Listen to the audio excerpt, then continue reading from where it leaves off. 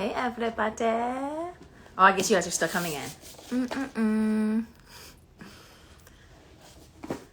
Hope you guys are well. Hey, 17, Clark, Kita girl, hola, Multi. Hey. All right. So I'm waiting for you guys to come on in. Vaughn, what's up? Thank you guys for joining us today for the chat. I hope you guys are well. We have the October selection, the October AMERIE'S book club selection, which is Red Pill by Henry Kunzru, which is phenomenal. Also, I loved it so much that I immediately went into White Tears, which I'd seen and I always wanted to read, but I just hadn't had a chance to pick it up. And right after this, I just ordered this. Like, I just went right into it back to back. And this was fantastic. If you guys are interested in basically the blues, black music, black culture, the appropriation of black culture, specifically music, this novel is fantastic. Like, I laughed out loud. I got the creeps, but like, I laughed so many times while reading this. Phenomenal. And this one is so right on target, especially with what's going on right now. So yeah, without further ado, let's bring in Vaughn. I'm glad you read it. All right, guys. Love from Jamaica. What's up, Jamaica? I was just talking about Jamaica and how we need to go. Hi, Hari. Hi there. Hello. Thank you for joining us. Thank you so much for taking out the time. Thank you for inviting me. It's a real pleasure to be here. Yay! Also, I see that you have the book there. Wait, we have to show everybody UK cover. Oh, UK cover. All right. At some point, just because this is the way the book feels, you guys, but the book also feels like this. Thank you for joining us. Thank you so much for being a part of the book club. And I would love it if you would tell everybody what the book is about, because I think you do a better job than me. Well, it's the story of a writer who lives in Brooklyn who is very anxious, and he doesn't understand why he's feeling so anxious, and he hasn't got a chance to sort it out because he's heading off for a residency in Berlin, and he goes to this quite unusual it's a house by a lake in the suburbs of Berlin where he's got several months where he can just devote his time to his writing, or so he thinks. But what happens is he just realizes he can't work, he can't write, his creativity has gone completely, and he stresses out, and he just starts binge watching a show on a streaming service, a cop show, and he gets more and more kind of obsessed with this cop show, and he starts to think almost that there are almost sort of messages for him, but he certainly sees that the view of life that this cop show is presenting is a very bleak, nihilistic, kind of dog eat dog world. The cops are as bad as the crooks that they're supposed to be catching, and he kind of thinks to himself, is this how the world really is? Is everything that I care about, the love of my family, making art, all these things, is that all just completely meaningless? And that's the beginning of a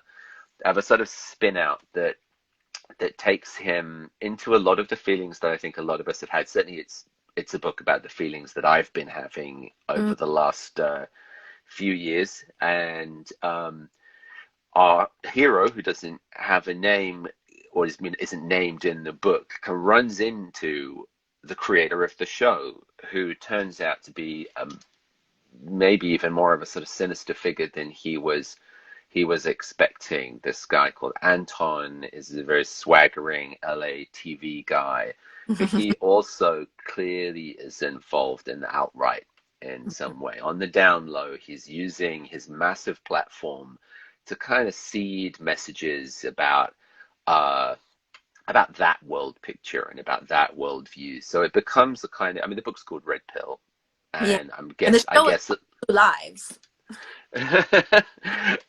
I guess, I guess a lot of people are familiar with the idea of the red pill from the movie The Matrix, and maybe some people have also strayed into the parts of the internet where people use that phrase, being red pilled, to mean kind of basically being kind of hip to an outright worldview. Mm-hmm. And it's about what happens when all your preconceptions about the world are challenged, and then when you kind of look into the darkness, and the darkness looks back at you, where you start wondering, is the truth of the world really so bleak? And the narrator is trying to kind of basically, he's made an arrangement with his wife that she will give him this 3 months, and she's going to look after their little girl, and she wants him to go and deal with his head, deal with his problem, and kind of come back to her in a good state, like in a state to be part of the family, and to kind of, to make a life together. And instead of getting sorted out, he feels it's getting worse and worse, and he can't go back home, and he can't face this woman that he's still very in love with. He wants to be a good dad, and he wants to be a good husband, but he feels his own anxiety has taken him away from that. So that's the setup for the book. And someone said, sounds so interesting. It is. And it's interesting when you say these are things that you've been thinking a lot about too. And I think the reason why the book really like hit for me is because I've been thinking the same. And I actually, I think probably around like, maybe like almost 20 years ago, where I was like starting to think a lot about this. And I was like, I had this conversation with my parents, and I was like, okay, like, I think I asked them, what if you learn some things about the world? What if you see a lot about the world? And then you start seeing how things work. But then you want to like explain to people like what's really going on. A lot of people don't want to hear that. Mm-hmm. Right? They don't want to hear it, and they don't want to know about it at all. It's kind of like ignorance is bliss. There's that is true. At the same time, it can make, because I think I didn't go through the exact same thing he went through, but it was something very similar, in which I felt like I'm learning all this stuff. This is what's really going on in the world. These are really heavy things. And it's like, some of it could either be true, some of it may not be true, but yet we still have all these horrors happening in the world. I'm like, just, I'm about to embark on pursuing my dreams, in music. Where does that really fit into the big scheme of things? Does it matter? Does it even, like, how does that matter? Am I like living up just my life's purpose? Like, what does that really mean when there's all this other stuff going on? And I mean, well, I was like, well, what are you going to be? Like a person on the street corner shouting through a bullhorn? Like, I was really wondering, like, what the heck? Like, what am I going to do? Or, you're going to make records and do these kind of things and pursue that. Or literally like, yo, I got this pamphlet, read this pamphlet. But there's a little of that kind of street corner crazy in all of us, though, isn't it? Isn't that the thing? Is that we all have to kind of deal with the world as it is. And if you really look at the full scope of all the horrors in the world, it's unbearable. The only rational reaction to the world is terror and sadness. But we all have to carry on living, and we have to find ways of kind of not kind of bracketing that or forgetting about that, but just living in the knowledge of that, and also living in the knowledge of the kind of love that we have with other people and the things that we want to do. And you have to find a way of going on. And of course, in the last few years, for me certainly, and I think for a lot of people, we've become very aware of the forces that are arrayed against us. That there are other people who don't want us to survive and thrive, let's say. And that I don't know about you, but I feel like I kind of grew up with a sense, basically, that things were getting better, and that things were that we were finding our way in an unsteady way, but we were finding our way towards a kind of better future. And I've become much more pessimistic about that. And one thing I think I've understood. Like me? I mean, I was gonna say that one thing I've understood is that it takes us to kind of, that there's no guarantee. You can't just sit back and expect the world to kind of just improve gradually. You have to make it better. You have to make it. See, the thing is, like, I am an optimist, almost to the, like, people would say, oh, you're like really optimistic. And I was like, I'm either optimistic or like I have extreme optimism or I'm delusional, right? It's one works for me. At the same time, as much as I love people and I'm so optimistic to the point of delusion, and I'm like, it's going to be all right. Come on, positive thinking. Let's make it happen. Boom, boom, boom. I was like in danger of becoming a misanthrope. Like, I was like, you know what? You can't have stories with vampires and they're like doing all this stuff because if you live for 30 years to 100 years and you see what's going on with people, you can really like hate people. But imagine if you just watch humanity for like hundreds and thousands of years. You'll be so sick and tired. You'll be like, God, bring down the fire next time. It's Yeah, like, I always wonder why. Yeah, I mean, that's the thing, isn't it? Vampires must be so jaded about everything. You've seen so everything happen 50 times. No you wonder have, you're just kind of draped over the sofa looking for the last, the last hit, the last kind of kick you can you're find. definitely not trying to chat up a teenager or a 20-year-old. I can say that much. You're getting so like, huh.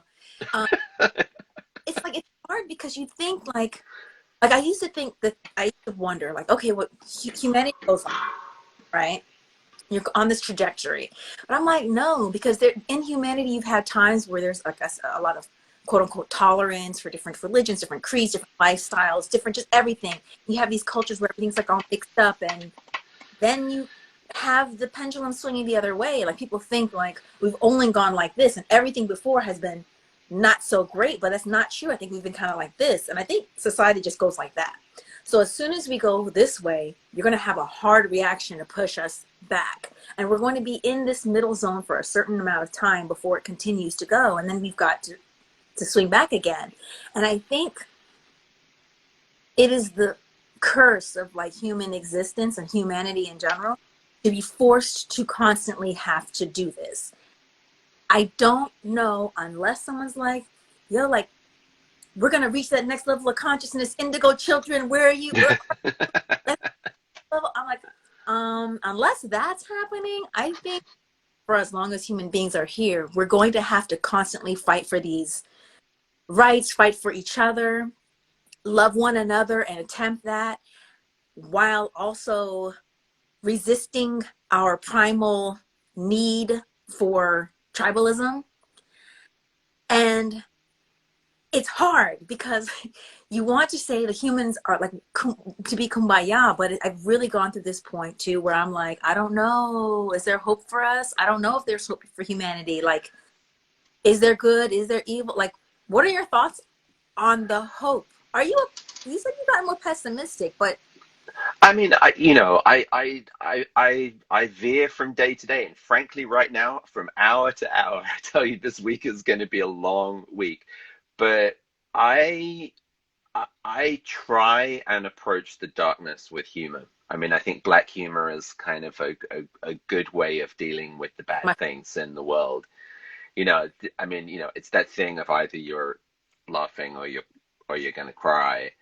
Um, I can get very bleak, but I also see such, extraordinary resilience and energy around, and I think it's very easy to be passive and fatalistic, and that's a mistake because the thing I tell myself is the future is something that we build, and if we decide to build in a certain way, then we could get through this. We could make this better. I think we're in a quite scary kind of dark moment, but even in the middle of that, I think there's extraordinary hope. I mean, I think the social movements are extremely inspiring. I mean, I look at people who are younger than me who are kind of coming up and they're not prepared to put up with some of the ways things have been, and I think they see no reason why they should have to accept second best in terms of their racial position, their social position, their class position. People know what they're worth, and I think that gives me hope. you think Um, sometimes that things can go because I find myself to be in the middle sometimes, and I feel like you guys are getting out of control. You guys are getting out of control too, because then that makes me think sometimes with all this super optimism and blah blah blah blah, blah we're gonna do this, and I feel like I tend to see a lot of groupthink, but I also feel like was it Fahrenheit? Was it 451? I never can remember. yeah, yeah, yeah. I can't believe I'm blanking on the Ray Bradbury The book. Ray Yeah, Bradbury yeah, was which is like, yeah, the burning we're temperature gonna of books, isn't books it? because they make people sad and they make people unhappy. They're not safe. And right now it's all the times of safe spaces and safe things. And like we're gonna I feel like I think there's so much like everything that human beings think, create, touch. There's like sometimes great reasons and we're going this way and it's great. It's great. Okay, now slow down, slow down. We're getting overboard and then it's gotta come back in here and then it goes overboard the other way. And I wonder sometimes if I feel like sometimes I see it going too far in the other direction, in which people are not allowed to have different ideas. It's like there tend to be this, right? Yeah, I think I mean there is a sort of safety in saying the same thing as everybody else, and it's kind of hard to be the person who's contradicting everyone. I mean, I don't know, you find that even in little things. I mean, moving away from politics, I mean, who's prepared to really give an opinion on a book or a piece of music, or who's going to just listen to what everybody's saying, or what the cool thing to say about it is? There are Mm-hmm. very few people who'll actually kind of show you the thing that you'd never thought of liking and show you why that's good. And I mean, in the same way, you know, I think it's good to challenge orthodoxy. It absolutely is a good thing to challenge orthodoxy, and I agree with you that the requirement that everything be safe is a kind of dangerous one in a certain way, because you can put your head in the sand, I suppose. But I mean, in the novel, my character gets so sort of lost and freaked out and lonely, partly because the thing that's missing in his world is some solidarity with other people.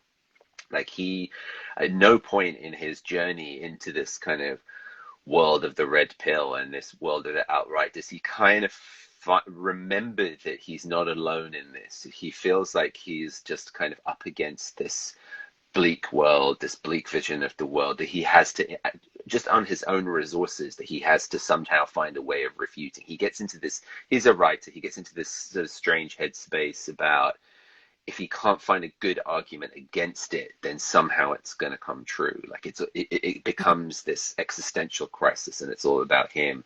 And the thing that's missing for him is a kind of social and political solidarity with other people, and that's what we do have now in this moment. We have to kind of we look around and you see that there are other people who feel like you, who believe like you, who want to fight for the same things that you do. And the only way that we build the future that we want to build is by making connections and making institutions and making structures with people like that. And so, in a way, the book is a story of somebody who got a little, he's lost. He's got lost from other people and he's kind of alone in the woods. Megan wanted to know. She said one of the things that she was picking up, like one of the messages of the book she was getting, was that it isn't healthy to engage with neo-Nazi bullies. Was that intentional? Um, I mean, yes and no. I mean, I got on the internet. I mean, I shouldn't say how old I am. I'm as old as the hills, and I got on the internet when I Um, was when I was in my early 20s. I had an internet connection in like 1992. when I was going, Uh, Kishon. and yeah, I mean, it kind of took, yeah, like a web page would take. You could go kind of have a coffee while your web page was coming down. And even then, one of the things that I did was just go and check out some of the far right people who were organizing there. And over the years, just every so often, I've just tried to keep tabs on that Hmm. as a sort of I mean, more as a sort of early warning thing, but also as a kind of way, wanting to kind of, I want to know if they're getting strong and they're coming for me, I want to know, and I want to be able to, take evasive action.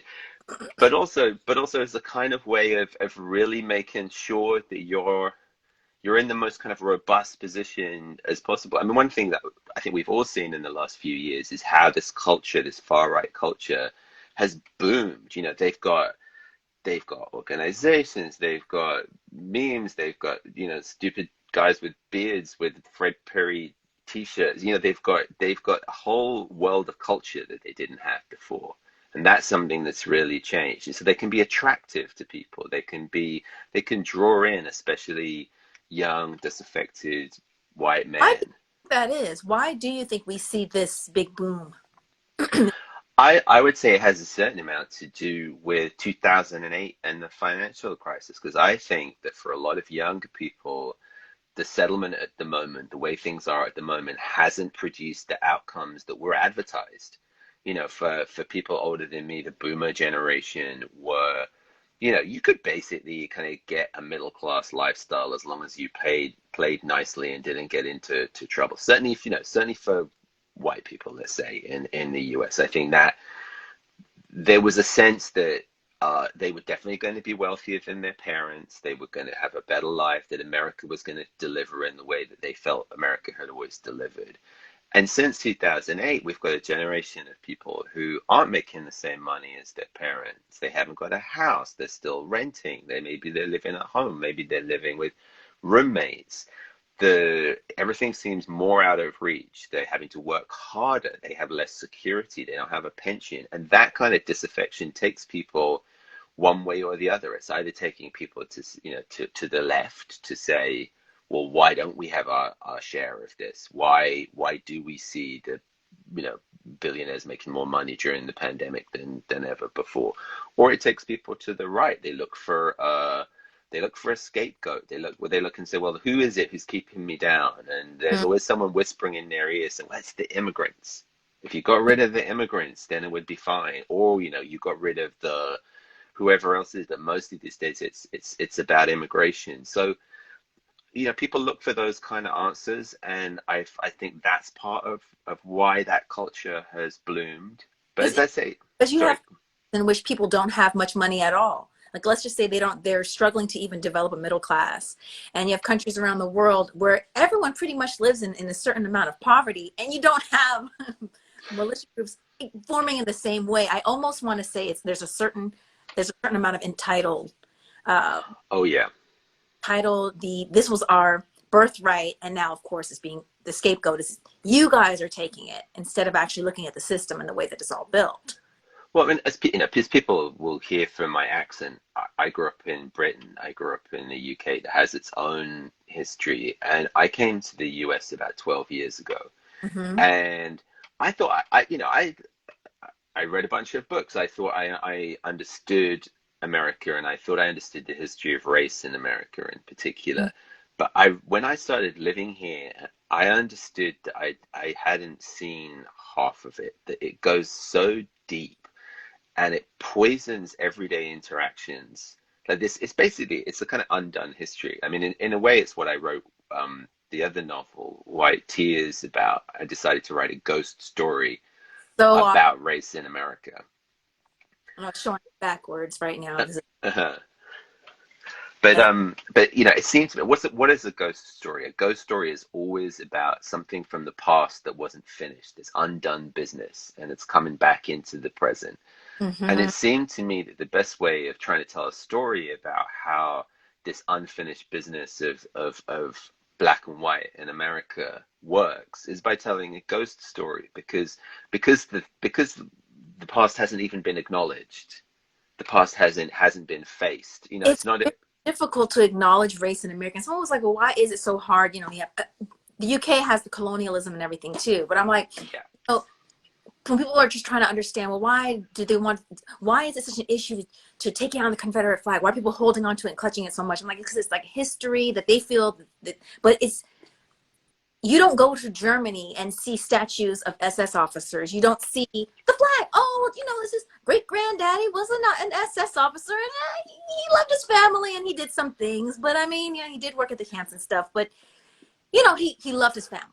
He loved his kids. You don't hear that and it's put in this perspective. But the difference is that what happened in Germany, right? What happened in a lot of countries. Those are things that happened during a time, right, to those countries. Even with colonialism in Britain, and those are things that happened during a time. This is something that Britain engaged in. The trafficking of African bodies is what built America. There would be no America. It's not something that happened to America. It built America. And so to dismantle all of these things looks like dismantling the country, where they're like, are you going to take, I'm like, well, okay, let's just say we're going to say, you know what? We're going to take all the people who engaged in human trafficking and the pillaging of peoples and the trading of children. We're going to take down all their names. We're going to remove all the monuments. People would say, well, you don't have anything left. The Jefferson Memorial, the Washington Monument, Washington, D.C. And it's like, yeah, you wouldn't have anything left because it's all tied to that. And it's so difficult for people to say, well, what's left after that? And it's like, I don't know. You tell me what's left when you try to dismantle a country that was founded on The thing is, inflation. there's a difference between history and commemoration. Like, there's nobody is saying that we need to forget, heaven knows nobody's saying that we need to forget things, or that there are certain histories that say, like, white Americans come from people whose families may in the South have been on the Confederate side, so let's say in the Civil War, who have a particular history. It's about taking that statue out of the main square, or out away from the front of the courthouse, Not and putting celebrate. it in a context. You're not saying let's obliterate that memory. We're saying let's understand what it means today, and also that there are other people who haven't got monuments who ought to have monuments. There is, Yes. I mean, so much of America is about reading the silences. I mean, again, that's been, I think, part of my personal work that I've done since I came to this country, is to try and hear those silences, and understand the things that I wasn't told and that the official history here doesn't say. I mean, I got very fascinated by blues music, and especially by the very early recorded blues music from the 1920s and 1930s. And one of the reasons I got so interested in that was that virtually all these musicians, if it wasn't for like one chance encounter with somebody who could say, you play the fiddle pretty well, I'm going to bring you into record, they would have vanished from history. No one would have ever known they lived. And in many cases you kind of find traces of people, you people who just touch history, just they had the faintest touch, and they are like ghosts, but they're part of a culture that was so rich and has made. I mean, I would say that if you take the blues as a whole, as a kind of as a corpus of stuff, I mean, it stands with any of the artistic achievements of the world. I mean, what the blues and what has come out of the blues, what it's given the world, is extraordinary. And yet so much of that could have not happened. I mean, there's an interesting story about record collectors in that as well, in that a lot of those records Oh, were, yeah. You go you know, so in depth. You were talking about just how the whole world of record collecting and how people won't even sell to certain people if they feel like you're not really worthy of having that. Then it made me wonder if people ever make duplicates. Like, let's just say if someone has this one copy, and it wouldn't be the same, but would they try to make an MP3 of something just so it doesn't get lost? oh, I mean, in a weird way, all these collectors, they want you to be able to hear the music. I mean, everybody. I mean, I'm a collector friend of mine who's one of these maniacs who kind of will do anything for a rare record. He got something new, and he just sent me, the other day, he just sent me a photograph, and he'd an MP3 just straight off, check it out. I've got this. But it's the object, it's the fact that you have the one surviving copy of this thing. It's on your shelf, and they live for that, and they have a kind of it's almost like they're sort of magic objects, that these sort of fetish objects. And I mean, it is slightly scary when you are holding a record that's, a great blues record, Tommy Johnson record, Robert Johnson record, Charlie Patton, something like that. And you're like, in my hand, if I drop this now, this piece of history will Well, that will go. history is so amazing to me. Like, I'm the person who, when we go places, like I was recording I had this session in London once, and they were like, this wall, the stone wall, when we went down into the one of the studio rooms, it was like a stone, like huge stones, and they're like, this is like one of the original parts of like the London wall, like the wall that was in London. Uh-huh. It's super, super, like, I don't know, 1,000 years, like there were hundreds of Yeah, easy. Yeah. can't I like, mean, those Roman walls are 2,000 years yeah, old. Yeah. Roman walls. And he was like, we can't like drill into it or anything like that. And we can't. And I was like touching it. I was like, well, I was like, oh my goodness, like hands, like hundreds and hundreds of years ago, like 1,000 years. they touched this stone and placed it here, and then like rubbed my face on. They thought it was weird, but I like put my face on it so that if I go to Greece, I'm gonna like hug a pillar and maybe lick it, like get it on me a little bit, got history in me. But I'm kind of like have that fetish a little bit, so I understand wanting that. And I thought you touched on something like a really cool concept in both books actually, and it was kind of like the idea that sound waves never go away, and they kind of forever remain. I think that actually may be true though, or that in some way it's true, right? Because energy never dies, and sound waves are energy. They may be so small, I but all. mean, I guess, even if it's not physically, literally true, there's something, I don't know, spiritually true about it. Like, I mean, the thing I always think of is, when you put the needle down on a record, or even when you just click play on a sound file, you're inviting a ghost into your room. You're inviting the ghost of a past performance, a past moment in time. And sometimes obviously you are literally listening to somebody who's been dead for 50 years. And that's a kind of special moment. And there is something about the intimacy of music that makes it such an extraordinary and immediate art form. I mean, I think I said to you when we were just doing the sound check, like I'm very pure kind of music fan, because I would have loved to be a musician, but it's not what I can do. But I've had some of the most sort of profound experiences of my life have been involved with music, and I've learned a lot through music. I mean, certainly I have a funny feeling I might not have moved to America if it hadn't been for music in some way. But that kind of intimacy and that sort of the feeling of another person just being in the space in between your ears is so profound. Yes, no, you're right. It is. I think I always liken music and listening to music and being like immersed in music as like a spiritual experience. And I think, there's something going back to like energy and waves and vibrations, and why, music is something that people can come together, something that people can come together to enjoy and to experience together, even if they don't understand the language. It crosses those barriers because I think it really speaks to something very essential within us.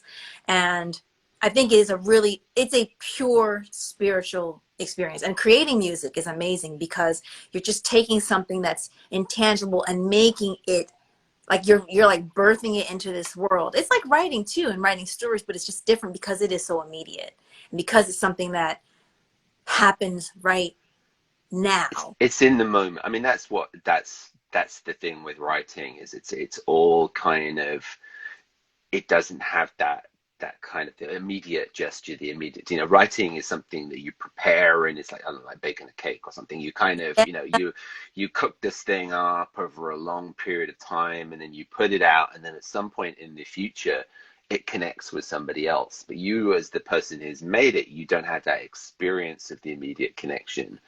I mean, that's what, another But when reason you're to be writing the jealous of musicians is the, you perform, it comes back at you, but yeah, for a yeah. writer, it's a much more slow burn kind of a thing.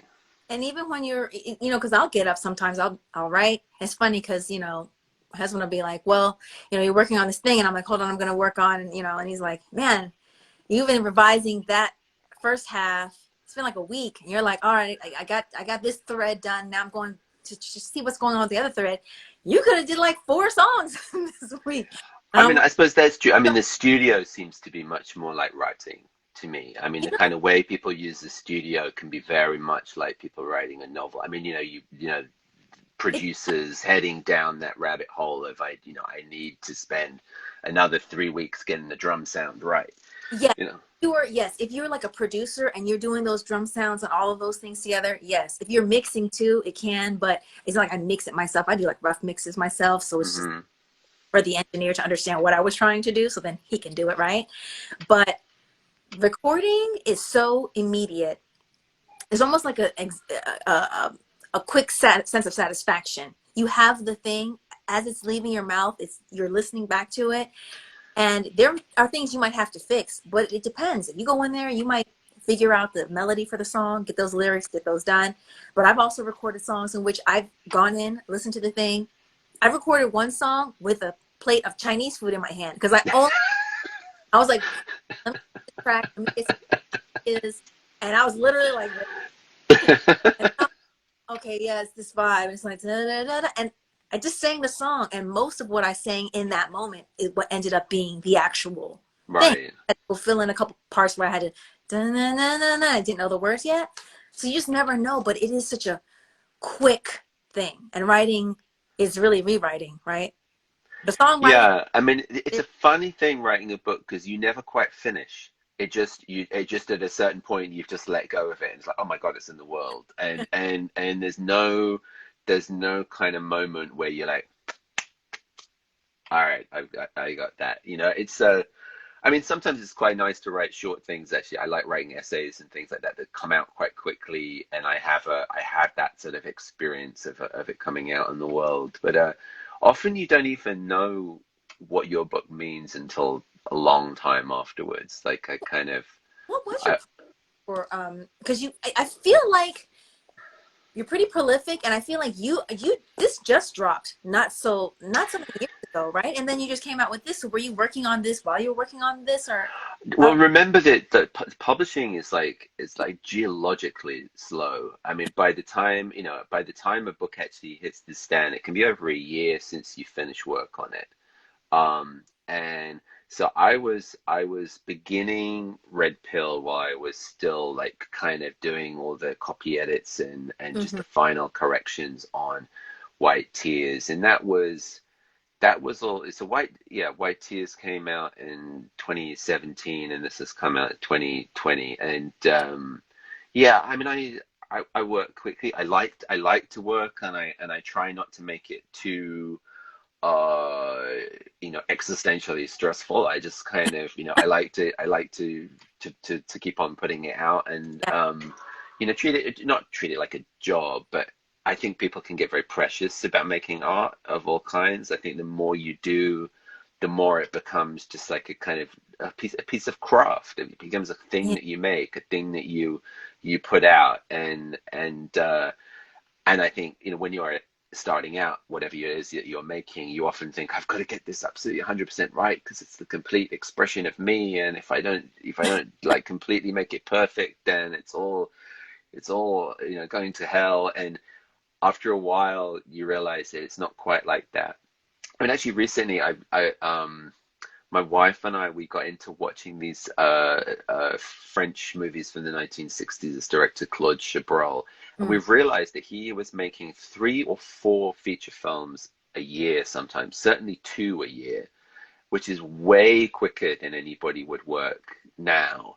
And these things were like kind of, it was weird to see someone just kind of almost like sketching with a camera. Like he wasn't too bothered about everything being absolutely perfect, but he was telling these kind of thrillerish stories. Mm-hmm. And it was so cool as a reminder that, you make the work, put it out there. Then if it's not quite right, you make something else. Mm. Rather than, I think we can get very wrapped up in trying to, make one thing that's it's going to last, going to be the Especially everything project. will hold on to something for a really long time and constantly be working it, reworking it, reworking it when they could have just created something or left that, created other things and come back to it. But it becomes Mm. one thing, right? And they might only have one or two novels. I mean, I guess some people only want to have one or two novels.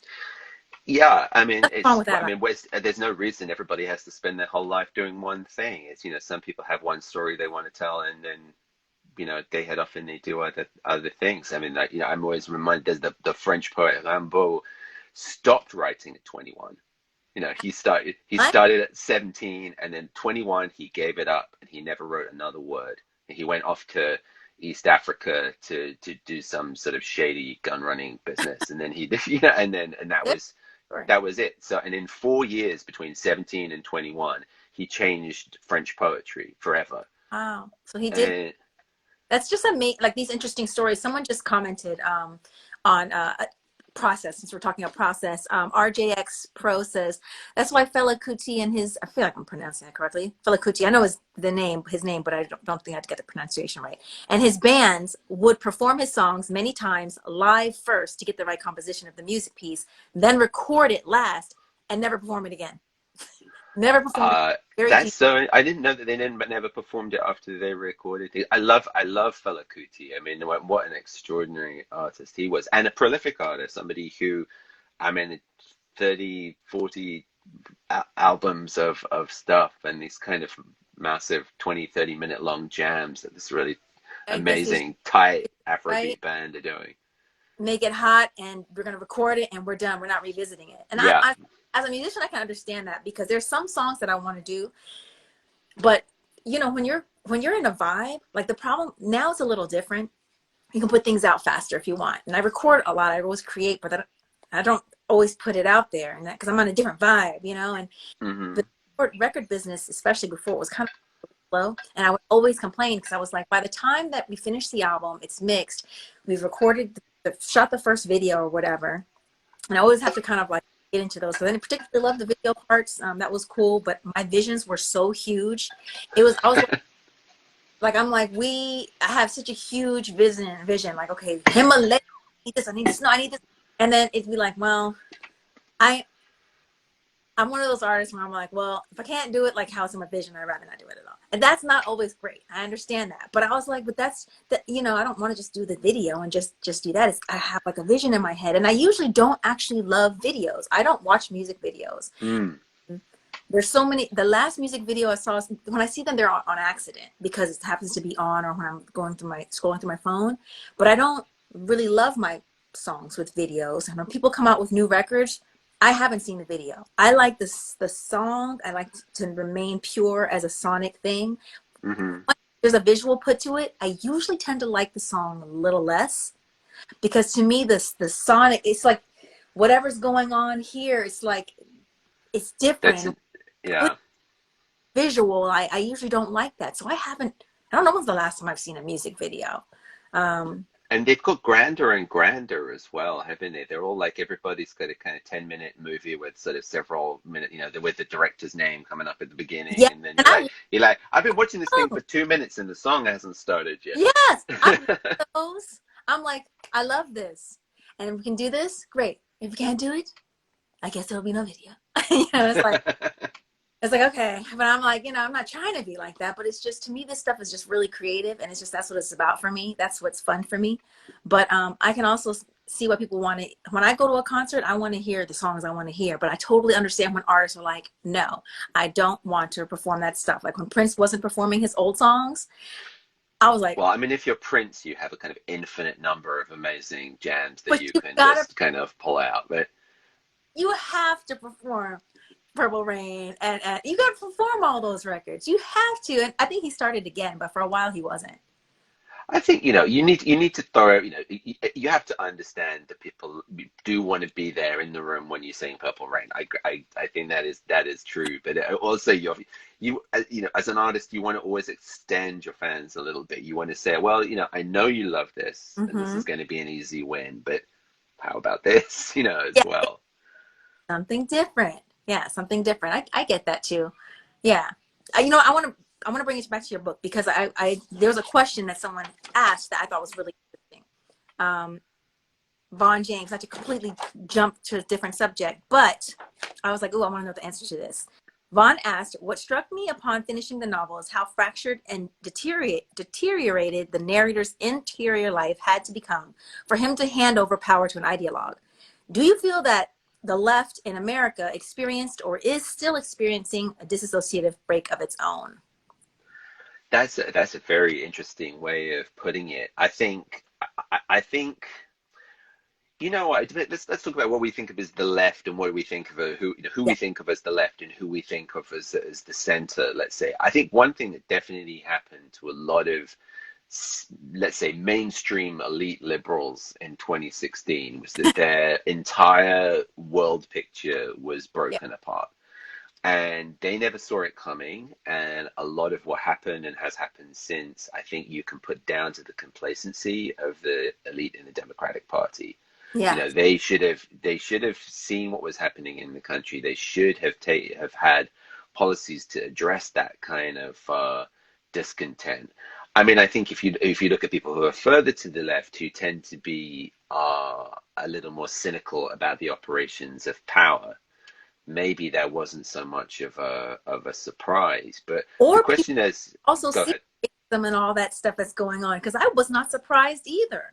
I mean, I was disheartened a little, but I was kind of like, I knew it was a possibility, but I wasn't like, oh my gosh, I can't believe it. I'm like, Oh yeah, I mean that was another thing, wasn't it? It's like I never could have imagined this could happen in America. It's like, well, we okay, that's the failure of your imagination rather than anything else. Because yeah, I mean there are plenty of people who've known since time that this was a possibility, that this was kind of coming towards us, and we're like going, come on, we need to, yeah, we need to address it. But I mean, what your question is, said, which was so interesting, the idea of being fractured, and that kind of thing of certain sorts of ideologues knowing how to take advantage of broken people's brokenness. mm, It is that thing of saying, well, you have problems in your life. Well, here's who caused the problems. I'm going to point you in the direction of someone to hate. And I'm actually not going to ask the hard questions about the distribution of wealth or the distribution of opportunity. We're gonna say it's all a problem because cheap labor's coming over the border or whatever it might be. And I think there was a consistent kind of underestimation of the determination and frankly the deviousness of some of these far right recruiters and ideologues, and they've welded themselves together a movement now, and mhm. it is enabled by a lot of elite people who should know better. I mean, I think it's disgusting what the Republican Party has allowed itself to become. For years they wagged their fingers at everybody about honor and decency Yeah, and party. morality and all that, and then oh, turns out we didn't care about any of that. We just cared about power. And Yeah, yeah. I guess, I wasn't surprised at where everything was going. At the same time, I will say that what I have been surprised is that there were so little Republicans willing to step forward. I know power is power, and I think that's the thing we were talking about before. Is when it comes to human nature. At the end of the day, what are we really about? What are we? Like Anton's whole thing is that we're animals. We are, tribal, and it is what it is. Dog eat dog, what kind of dog eat dog kind of world, and the other but you stuff. say that, but we're also cooperative animals, and we're Yeah, animals who are able to be incredibly altruistic. We sacrifice ourselves for those we care about. We bake cakes and bring them to the neighbors. I mean, I think it's very easy to fall into this thing, but the truth of life is that it's just everybody's fighting everybody else, and it's just this kind of scrabble for superiority. But that's not actually how we are. And anybody saying that it's just that is that's a political mm-hmm, mm-hmm. take on it. Do you know what I mean? I mean, Yes, if you're making an appeal to human nature, you also can say, well, human nature is also this other stuff as well. And we are so capable of the most selfless acts and so much love. At the same time, I think we're also very capable of cutting out certain groups of people from humanity and dehumanizing them, so that even though we can say we love and we're bringing cakes to the neighbors, to our neighbors, to neighbors, yeah, us. yeah, I mean that's it. How Right? far do you extend the circle? Who's inside your circle and who's outside that circle? And I understand it's hard to feel community with people who are very different from you. But at the same time, I think, hey, the internet and all, we have a better ability to see each other than Yeah. ever before. We have an ability to be exposed to each other's ways of thinking and our styles of life. And, hey, guess what? Everybody turns out to want roughly the same things. They want to, they want food and love and security and fun and Yes. actually so much of what happens is to do with fear and distrust. You I sound mean, optimist. You sound like you have hope for well, humanity. you're talking me. Now we're having a nice, optimistic conversation. I'm Yes. feeling like super positive right now. And that's the thing, one of the things that because sometimes I can get very like sentimental and teary and everything, but one of the things I catch in a moment, and I try to remember, is it's easy when when we grow up and we grow together, but we grow apart at the same time. But there's a time when we are all babies and we're all children, and when you think about who we are essentially, like as spirit, we are all the same. So it's hard to articulate, and I haven't found a way to articulate this yet, but let me know if you understand what I mean. I can look at you, right? And I can say, okay, maybe we are two different people and we don't know each other well. And it's like, okay. But there can be like a moment in which I look at you and I see you. I see the love in you. I see my son. So there can be a moment where, let's just say, I'm looking at my son, right? Or my Hmm. husband. And in that quick instance, I can think of someone that I know but don't know well, or someone that I haven't seen in a long time, and I see them in him. It's almost as if you're seeing past all of these boundaries and you see us on a super spiritual connected level. Because I do believe in like the between lives and reincarnation, and we are all spirit and we are all one and we're on our journeys, right?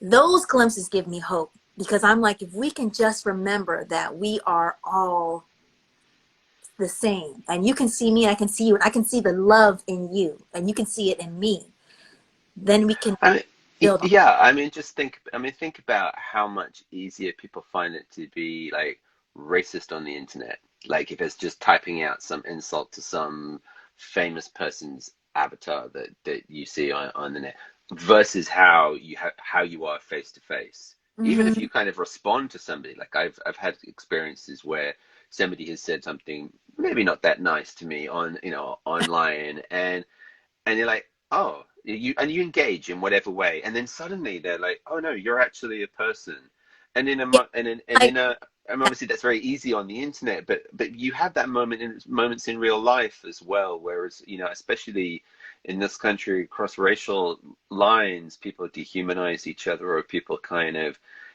stereotype each other, and as soon as you kind of have that moment of human connection, I don't know, you're standing in some public place and something funny happens and you both laugh at the joke. That's one of these kind of transcendent moments of connection. I mhm. mean, a group of people spontaneously laughing at something funny is an amazing moment, and is a moment that can kind of just erase all kinds of boundaries, if only for a while. I think that's why we love going to concerts, we love going to movies, and when people are enjoying things together, right? Yeah, I mean, that's one thing I miss about, yeah, I mean, going to the movies and everybody gasping when, the hero's hanging off the cliff. I mean, that those sort of communal moments of pleasure. Like, I mean, I mean, yeah, I mean, being in a club and it drops and you're just like, yes, that kind of like being part of. There's, every that moment when the dance floor and you feel like everybody's off their feet, everybody's just lifted up to kind of Hmm. come down into that is one of the greatest feelings in the world. I feel like a lot of my views on life were actually kind of formed on the dance floor. And that's dates. That's influenced your coming to America. Yeah, I guess in some way. You know what I wanted to ask you about too was your experiences in publishing in general, because I know one of the things that someone also wanted to know too, if your experiences in Germany and any writing fellowships influenced your writing of the narrator and his experience. Yeah, I mean, And I mean, yeah. Sorry, you've cut out. oh, So, sorry. Also, you're being biracial and your Indian background as well. And that was the question regarding the fellowships and everything. That was Anthony Davis who wanted to know. hmm. I mean, so I'll take the fellowships thing first, and I mean, and that's relatively simple in that a novel is a long process, and it's somehow everything that you're doing while you're writing finds its way in one way or the other. And in Mhm. this case, it was very literal. I took my family to live in Germany for 6 months, and I didn't intend to write like a German book, but it turned out like that. The book was a way of absorbing all the things I was finding out and all the things that I was I was seeing. I mean, the question about being biracial and kind of and writing and making work is a sort of deeper and more complicated one. I mean, Like, I do you go on. there's the landscape is changing with publishing or shifting. Is it shifting enough? I don't know, but you are seeing a lot more underrepresented voices. You are just seeing people really at least acknowledging that we need to hear from a diverse array, an array of voices, that we don't typically always hear from. I feel like you've always had that in publishing, but I feel like we're getting a lot more of it now. Oh, it's changed beyond all recognition. And it's changed very recently, Mhm. really. I mean, I started publishing 20 years ago, and there were very few non-white people around. I mean, more behind the scenes. I mean, there were some prominent Black and Asian writers in Britain and obviously in the US too. But all the kind of infrastructure of publishing was super white, and it's like anything. Like your network matters. Like if you're a book agent and you're looking for people to pick up and represent, it's who you know. And if you're a certain sort of person, you're drawing from your network of people. But Mhm. over the last few years, what's changed is that there are now more people who are gatekeepers and who are tastemakers. I mean, look, doing what you're doing here. You're introducing you're introducing, people to the stuff that you love, and they, and you're going to have a different sensibility from somebody else. And I have to say, I think it's better in the US than it is in the UK. I think the US has leapt ahead in the last few years. There's a really serious attempt to actually find the people who aren't being spoken to and who have different stories to tell.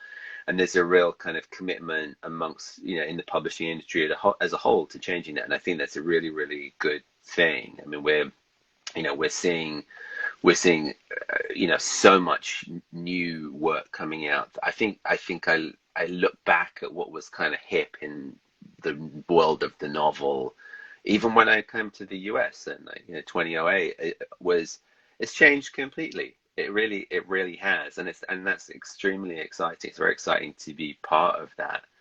Um, but I mean, I came up at a moment when the expectation was that if you weren't white, what you would be writing about was something to do with your ethnic identity. So I was going to be writing something about elephants and the spice market and whatever. But um, and one of the hardest things and my first novel was a historical novel set in the 1920s in India, and it was a kind of subversive thing to do in that I knew that I wanted to look at all the to look at that history and kind of subvert it in a way. Mm.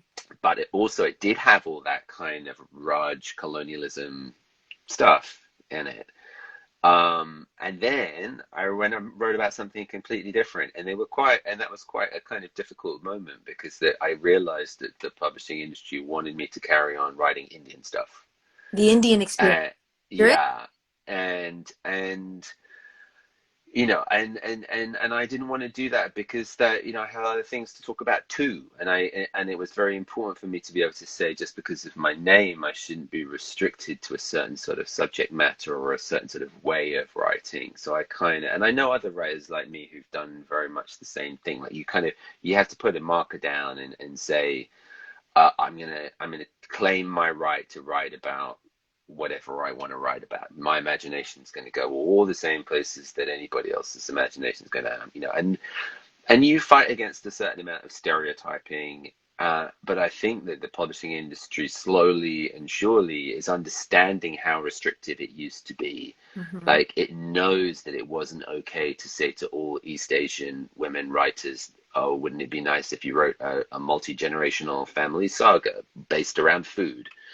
Um, I mean, like there are there are things like that which people are breaking open a lot of boundaries right now, and yeah, it's a pleasure to be part of the writing world right now. It's a pleasure to read your books. I can say that. Like Uh, Red Pill. Great. Ooh, whoa, he's speaking to me in so many ways, so many ways, and I need to read the next.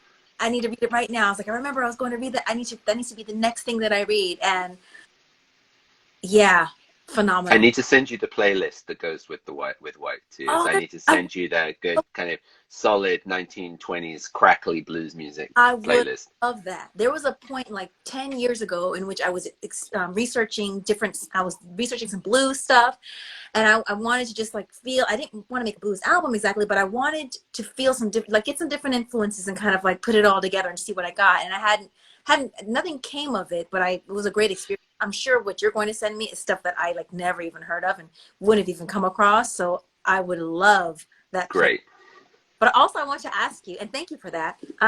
Is, can we ask what you're working on now? Do you want to share that? I haven't got very much I can say about it, but I mean, I am writing something like if these last two books, like White Tears is all about music and Red Pill's about a writer. There's a book that's about visual art and or about a visual artist and about kind of about art and money in a Okay. way. I love About, you know, I mean, whether you go the route of making big paintings in a gallery and being a kind of fancy Chelsea artist, or whether you do something else and what that means and what's a more truthful path and so mm, on. I So it's love about creativity as well. You're so prolific. I love it. I'm sure your publisher also loves it.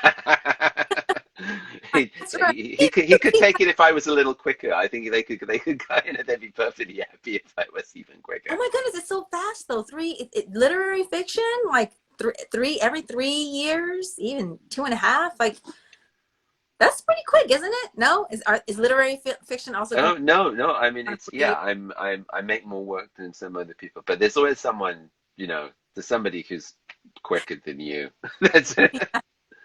Also, before you go, would you like to share any like 3 book recommendations for us?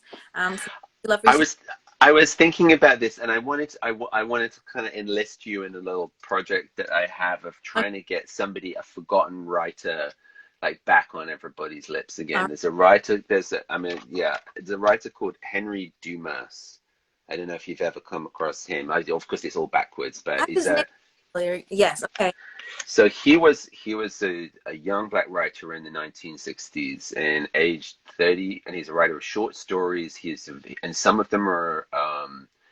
of them have this kind of his memories of growing up in Mississippi, but he came to New York. He started hanging out with Sun Ra and various kind of jazz people, and he Hmm. has a sort of cosmic Write that down. fantastical element to his writing as well. And then very tragically, 1968, he was sitting on the subway platform, 125th Street in Harlem, and people don't know exactly what happened, but a transit cop shot him dead, age 33. And he was on the cusp of being a major, major American writer. And everybody forgot about his work until sometime in the 80s when Toni Morrison, when she was working as a publisher, she brought out a collection of his stories and tried to kind of point people towards him to say how great he was. But I wanted to teach my students his work and realize it's all out of print again. So Wow. everybody should be looking in the secondhand booksites for Henry Dumas, Henry Dumas. Henry Dumas. Yeah, and he's extraordinary. They're very beautiful stories. Some are just, you know, and they're kind of they have this. There's a lot of spooky business going on in some of them. There's some real uh beautiful portraits of country childhood. You know, he's got a real range, and he's a you know, and I think he deserves to be rediscovered and I think he speaks to us now kind of a lot. So Yeah, I've already people listeners, like they're listeners, go yeah. find him. They're already saying they're going to look for it. Hopefully they might have him on ebook somewhere because then I can. Yeah, he's not. It's not totally out of print or anything, but it's not like you can kind of just pick him up in a new edition on Amazon right now. And I just think he's so great, and he should be, you know, Thank on everyone's minds. Yeah, thank you for sharing that with us. Appreciate that. Appreciate that. And thank you so much for your time. Thank you for sharing your work with the world and with us, and for coming out and talking to us, taking the time out of your day to talk with us and chat. Um, like I said, I think your work is phenomenal, and so such a fascinating conversation. It's really a real pleasure to talk to you. I've really enjoyed it. Thank you so much. You All guys right. make sure you pick up Red Pill if you haven't already. Red Pill and White Tears by Harry Kunzru, and it's awesome. And you narrated Yeah. the narrated the audiobook, which I thought was fantastic. You had a great narrator for White Tears as well, because I read and did the audiobook, but you did a really great job narrating Red Thank Pill. you. Yeah. Okay. All right, Thank guys. you so much. Guys, bye. Bye. Stay safe.